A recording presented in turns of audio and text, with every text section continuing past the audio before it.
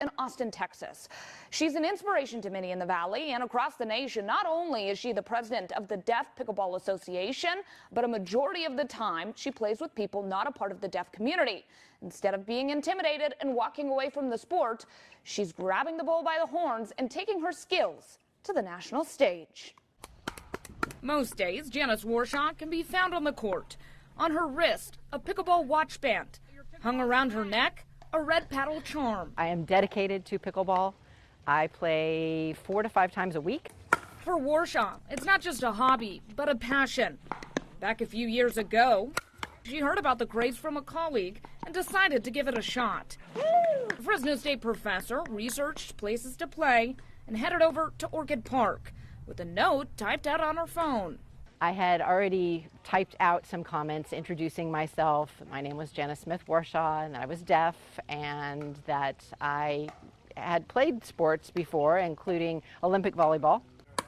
There, she met the host, Deborah Peterson. She came onto the court, and I gave her a really bad time. I called her Casper because she was white as a ghost, and we laughed.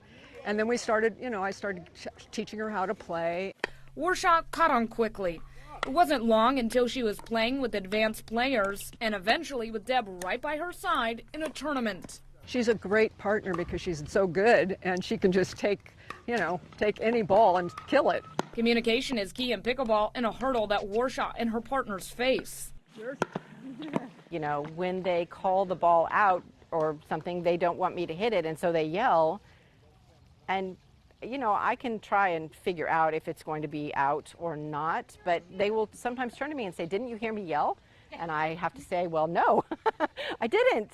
But with hand signals, court awareness, willingness to learn, and a little patience along the way, nice shot. Warshaw breaking down the barriers and leaving a lasting impact. To a younger version of yourself, what would you say to her? I would say to my younger self and all deaf children, be brave.